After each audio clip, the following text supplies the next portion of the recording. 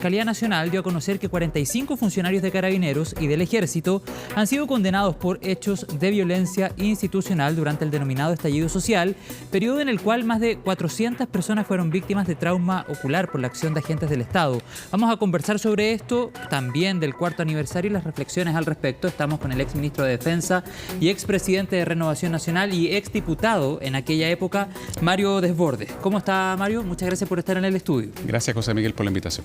Muchas gracias nuevamente. A 4 años del denominado estallido social, ¿usted podría decir hoy, insisto, a 4 años, que no se veía venir o que sí se veía venir el estallido social? Con la intensidad que se vivió, yo creo que era difícil que alguien pudiera anticipar eso. Pero sí había la sensación, y yo lo dije, no, está grabado, está en entrevista, o sea, no es que te diga, mira, yo lo pensaba, no. Hubo muchas personas que dijimos, oiga, aquí se está incubando malestar. O sea, yo lo dije en una entrevista en el Mercurio, salieron ahí el titular. ¿En qué fecha particularmente? 2018. Se está acumulando bronca. Fue la frase y me retaron, me dijeron, ¿cómo dice eso? A ver, cuando uno está vinculado en la calle con la ciudadanía, había mucho malestar, desde lo que pasaba en el Compín, ¿cierto? Donde este señor que agarra el extintor, hasta el tema de pensiones, salud, etcétera. Había muchas cosas que estaban haciendo cortocircuito. Ahora, eso no tiene nada que ver con la violencia brutal que grupos anarquistas provocaron el 18 de octubre. Y en ese sentido, cuando usted recuerda esa frase que usted señala haber dicho en el año 2018, sí, ¿reconoce otros hechos provocativos que generaron lo que sucedió el 18 de octubre de 2019? ¿Hay hechos políticos que marcan el inicio del estallido social y que usted quisiera recordar hoy a 4 años? A ver, lo primero, los extremos caen en el jueguito del blanco y el negro. La extrema izquierda cree que todo fue precioso, que todo fue épico y poético. La extrema derecha dice que todo fue violento, que fue un estallido de violencia y no hubo nunca nada del otro lado, que fueron las manifestaciones pacíficas de cientos de miles de personas que pidieron cambios y pidieron reformas, que pidieron mejoras a su calidad de vida, a las pensiones, a la salud, etcétera. El estallido del 18 de octubre se produce por grupos anarquistas que intentaron echar abajo el sistema democrático completo, ¿no es cierto?, y que producen esta cadena de incendios en el metro, saqueo, destrucción masiva del sistema de transporte público. Eso no fue al azar, eso fue pensado para la COP25, la PEC, pero como se produce la paralización del metro el 18... ¿Y usted cree que alguna vez, perdón que lo interrumpa, vamos a tener total certeza de estos eventuales actos concertados?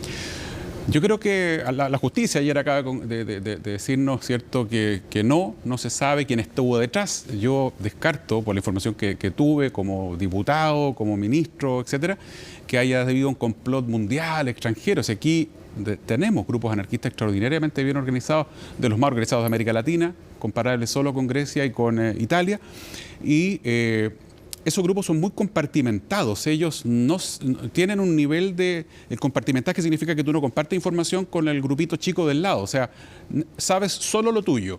Y por eso es muy difícil perseguirlo. Hay un tremendo fiscal, que es el fiscal Barros, que es el fiscal de la zona sur, que ha hecho tremendos avances en materia de narcotráfico, el caso Bombas.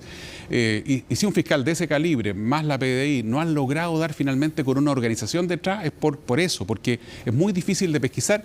Y aun cuando tú tengas antecedentes que te hagan presumir ciertas cosas, no lo puedes llevar a juicio porque no tienes las pruebas, que es lo más complicado. Ahora, Mario, no es ridículo pretender que esto fue espontáneo y que quemaron 100 estaciones del metro, inutilizaron 20 estaciones del metro de manera espontánea. La ciudadanía que, mira, tenía la benzina en las manos. Lo cierto, Mario, que además de esos hechos de violencia que usted detallaba recién y que volvía a poner sobre la mesa y en la conversación, también hubo demandas sociales que hasta el día de hoy parecen insatisfechas, incumplidas, necesidades sociales que la clase política no ha atendido del todo. Hay discusiones que todavía siguen abiertas y todo aquello. Y además de eso, ya vamos a profundizar en las demandas sociales. Además de eso, hay ciertas frases provocativas que marcaron los días previos al denominado estallido social, incluso de ministros y ministras de Estado, o también iniciativas que sucedieron, usted recordará, en el año 2019. Por ejemplo, Aula Segura, que fue unos meses antes y que en su minuto también generó bastante controversia. En ese sentido, Mario, quisiera preguntarle por el actuar del sector del cual usted forma parte. ¿Cómo cree el gobierno del expresidente Sebastián Piñera respondió a lo que se vivió desde el 18 de octubre del 2019 en adelante? ¿Y cuál es la autocrítica que se hace desde el sector que en ese entonces gobernaba el país? Lo primero, desmentir aquello, y había algún asesor muy importante que dijo hace poco, la inteligencia no nos avisó. ¿Quién? Larroulé lo dice en una entrevista recién, eso no es cierto. La inteligencia sí dijo, va a haber atentado a las estaciones del metro, o sea, hay un tremendo reportaje de la radio Bio Bio, pero el propio presidente Piñera dice en alguna entrevista, mire, cuando nos llega el dato de que iba a haber atentado a las estaciones del metro, ¿cómo cuidábamos todas las estaciones? No teníamos carabineros suficientes, información hubo. Lo que pasa es que nunca la información de inteligencia, y le acaba de pasar a Israel, nunca la información de inteligencia es exacta, mire, va a haber un atentado tal día, tal hora, 10 personas, etc. Esa es la primera cosa, o sea, no se reaccionó a tiempo. Segundo, en el gobierno hay gente muy buena y gente no tan buena, en todos los gobiernos.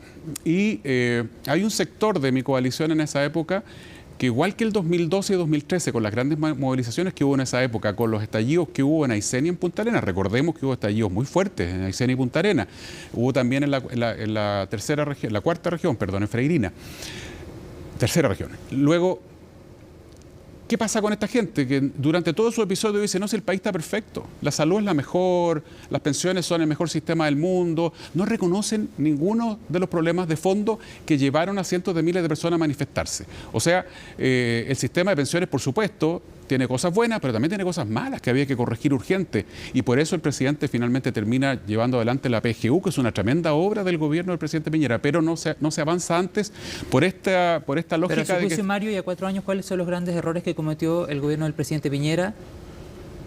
Mira, lo primero, durante el estallido mismo, el presidente y su lote, su núcleo más duro, se negó a avanzar en las reformas que la gente pedía en ese minuto. Se pudieron haber hecho ahí la reforma a las pensiones, la reforma a la salud y una agenda antiabusos. Y también, si se hubiera hecho eso, yo creo que no hubiéramos llegado a un proceso constituyente, dicho sea de paso. Y también estuvo paralizado en términos de iniciativa, orden público. Andrés Chadwick, buen ministro, yo valoro mucho el trabajo de la Katy Martorell y de Rodrigo Villa, que lograron mantener firme. Carabineros completamente colapsado, la institución estaba en pésimo estado, la verdad. Tú dabas la cifra recién de las personas heridas, 5.000 carabineros heridos. ¿Mario? Varios de ellos con heridas gravísimas que no les permitieron seguir trabajando, pérdida ocular también de parte de carabineros. Entonces, la institución... Lo dice la policía alemana, nosotros, los policías alemanes, no habríamos podido hacer nada distinto de lo que hizo Carabineros, porque lo que se enfrentó, José Miguel, es una revolución, un intento de revolución. Sí, o sea, hemos conversado no son manifestaciones en otras comunes. Oportunidades de aquello. Y antes de pasar al tema social, lo último que quisiera preguntarle sobre esto. ¿Faltó una disculpa del gobierno del presidente Sebastián Piñera por la violación a los derechos humanos? Lo que pasa es que una cosa es reconocer que hubo episodios en donde puede calificarse como violación de los derechos humanos, y otra cosa bien distinta es que no son sistemáticas. Nunca Carabineros como institución, ningún general, ningún sargento, ningún teniente, ningún capitán... Pero hubo y hay certificación internacional de aquello. Los organismos internacionales serios concluyen de que no hubo sistematización. Yo dejo fuera Amnistía Internacional, no le encuentro ninguna seriedad para nada a Amnistía Internacional. Lo digo, me hago responsable de lo que digo. El INDH en la previa, antes de Sergio Mico, estaba completamente tomado por el mismo sector que estaba con los encapuchados. ¿Señala a la ciudadanía también? El presidente lo dijo varias veces. El presidente Piñera fue muy claro. Andrés Chadwick, que es una persona que es acusado constitucionalmente de manera muy injusta, siempre dijo, por supuesto que yo lamento y que yo me hago responsable por los casos específicos donde se pudo haber violado los derechos humanos a las personas, y ocurrieron, por supuesto. Pero hay que ser muy claro, ni el gobierno, ni Carabineros, ni las Fuerzas Armadas nunca tuvieron ninguna intención institucional, nunca se instruyó, compadre, salgan a la calle, hagan lo necesario para disolverlo, dispare a la cara, no, eso jamás. Las instituciones intentaron enfrentar esta movilización violenta y que estaba inmersa en una gran manifestación pacífica, que era lo más difícil de todo, por medios democráticos. La institución Carabineros de Chile tenía un equipamiento pésimo, ahora se ha modernizado, bueno, es otra la realidad, pero... Sí, se han sacado lecciones también, el presidente Piñera, el ministro Chadwick, fueron muy claros en decir, mira, yo por supuesto que no voy a avalar una violación de los derechos humanos, pero vuelvo a insistir, José Miguel, no fueron sistemáticas, nunca, ni el gobierno ni las instituciones pretendieron usar la violación de los derechos humanos como una herramienta para restablecer el orden. Vamos a las demandas sociales. Hay un acuerdo por la paz el 15 de noviembre de 2019 donde se firman todos los partidos políticos, o casi todos los partidos políticos, por una nueva constitución. Han pasado los años y todavía no tenemos una nueva constitución. El primer intento fue fallido, o el segundo, más bien el primero es el de la expresidenta Michelle Bachelet, al menos de los últimos años. Estamos ahora en este tercer intento, no se sabe lo que va a suceder el próximo 17 de diciembre, y además hay demandas sociales sociales que no han sido atendidas, Mario, lo conversábamos hace algunos minutos atrás. ¿Fue el acuerdo del 15 de noviembre del 2019 la mejor salida a la presión social que existía en las calles, o había en las calles otras demandas que hasta el día de hoy no son atendidas? Porque muchos se preguntan, ¿por qué no se llegó a un acuerdo, por ejemplo, por reforma de pensiones? Reforma de pensiones que hasta el día de hoy discutimos, por ejemplo.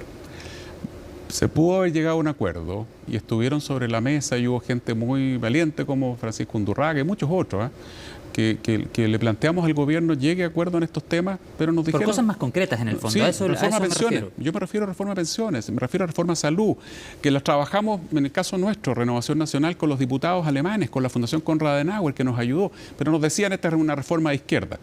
Y cuando el gobierno reacciona y se da cuenta que no es una reforma de izquierda, pero además que la calle no se iba a quedar tranquila por aburrimiento a las 2 semanas, y empieza a plantear esta reforma, ya era tarde, la ciudadanía empieza a plantear este proceso como la única salida. No es Carabineros el que tiene que solucionar un conflicto como el que vivió Chile, era la política la llamada a buscar una solución y una salida. Y llegó un minuto. Pero la política no lo ha resuelto hasta ahora. Imagínense, tengo algunas cifras acá. Sin reforma previsional, algunos datos. Tampoco reforma de salud y el costo de la vida ha subido 28,8%. Así es. Pero yo he visto varias comparaciones. Pre-estallido, después estallido y entre medio tuve una pandemia que afectó al mundo entero. Hay que tener ojo con las cifras, pero haciéndome cargo de lo que tú planteas. La salida que le planteamos a la ciudadanía la aceptó. A la gente se le olvida. El país estaba paralizado hasta el 14 de noviembre. Todo paralizado, o sea, todo funcionaba hasta las 3, 4 de la tarde y a medias. Cuando se logra este acuerdo, la ciudadanía vuelve a sus casas, a sus hogares. El violento no, y lo dije aquí, lo dije con la Mónica Rincón, me acuerdo perfecto, los violentistas van a seguir haciendo lo de ellos. Este acuerdo es para el ciudadano sensato que pide reforma y que pide cambio. ¿Qué pasó? Bueno, en mi opinión, el 4 de septiembre es rechazada la propuesta en donde la izquierda más dura se envaneció, creyeron que tenían un mandato divino, ¿no es cierto?, de hacer todo lo que a ellos les parecía Mario, correcto. pero en concreto, ¿cuánto hemos avanzado en demandas sociales? Para los ciudadanos, para cada uno de nosotros. Poco y nada. Poco y nada. Y mi padre, que tenía una pensión de 200 lucas, hoy día serán 210.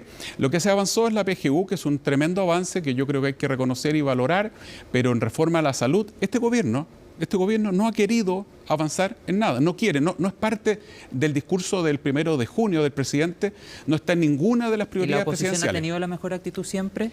Con este hecho de empezar a condicionar la salida de para poder conversar lo otro. No, ha habido errores, por supuesto. Yo no me pararía jamás de una mesa de seguridad ciudadana, aún el desastre que significó como señal de parte del presidente de indultar delincuentes, ¿cierto?, hace unos meses atrás. Pero la reforma, nuestro sector, Renovación Nacional, apoyó el royalty minero. Tremendo avance que recauda cientos de millones de dólares para este gobierno. Le hemos dicho al gobierno, avancemos en una reforma tributaria que, cierto, en conjunto con el royalty, más evasión, mejorando normas de elusión, le permitirían al gobierno recaudar 8.000 millones de dólares anuales. 8.000. Y con eso tú alcanzas a hacer prácticamente todo lo que te planteas. Pero, por ejemplo, no hay una propuesta en salud y luego en reforma de pensiones le hemos planteado al gobierno, oiga, ¿por qué no vamos a los resultados de la Comisión Bravo, si no es una comisión de derecha? Pero el gobierno cedió, por ejemplo, en lo del 6% adicional. No ha cedido nada, en pensiones muy poco. Ahora hablan de 4 y 2. Pero es que ha cedido muy poco. Cuando dice el presidente... La oposición también, hay que recordar, votó en contra de la idea de legislar la reforma tributaria, por ejemplo.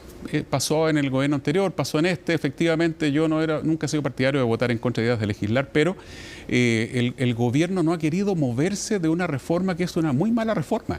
Cuando el presidente sigue pensando en que... Pero si ustedes en el gobierno del presidente Sebastián Piñera apoyaban un 3 y 3. Claro. Y la con ciudadanía, cuota de solidaridad. Claro, y la ciudadanía cuando se da cuenta durante la pandemia que tiene plata, que es de ellos, la ciudadanía sabe que más, la plata sí estaba, sí existía plata, estaban los fondos. Pero esas fueron medidas excepcionales. Está bien. Para atender una pandemia había reforma constitucional. Todavía, no hubo reforma. Retiros. No hubo reforma. Está bien, lo que pasó ahí es que se reacciona mal, ahí hablamos del bono 60 lucas, a mí me culpan por los 2 primeros retiros, yo lo volvería a hacer si no hubiera otra alternativa.